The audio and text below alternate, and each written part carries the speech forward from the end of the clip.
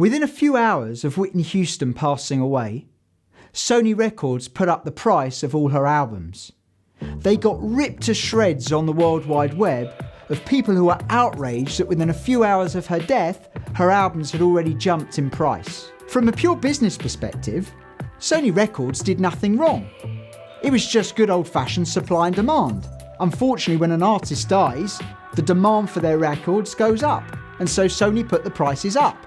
Surely, it's no different from an airline who we know charges more to travel in August than in February. Professor David Rock has a set of neurological characteristics that matter beyond just rationale, and one of them is fairness. In business, when looking at things from a cold economic point of view, something might seem rational. When looking at it from the lens of fairness, it may just seem wrong. When looking at Sony Records' decision to put up the price of Whitney Houston's albums through the lens of fairness, it just seemed outrageous. Companies make this mistake all the time.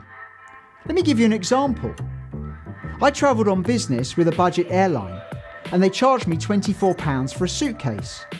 And to be honest, on a business trip, travelling on my own, that didn't seem unreasonable.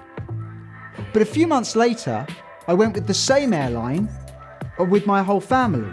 There were 6 of us and 5 suitcases. Suddenly to pay £120 in suitcase charges seemed extremely unfair. Being perceived to treat your customers fairly and therefore have a good reputation and high levels of customer satisfaction are important. So when putting together your business's terms, conditions and policies, it isn't enough to just use simple logic.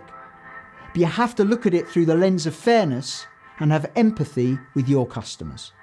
If you've got any questions, please leave them in the comment box. And to receive regular marketing updates, hit subscribe.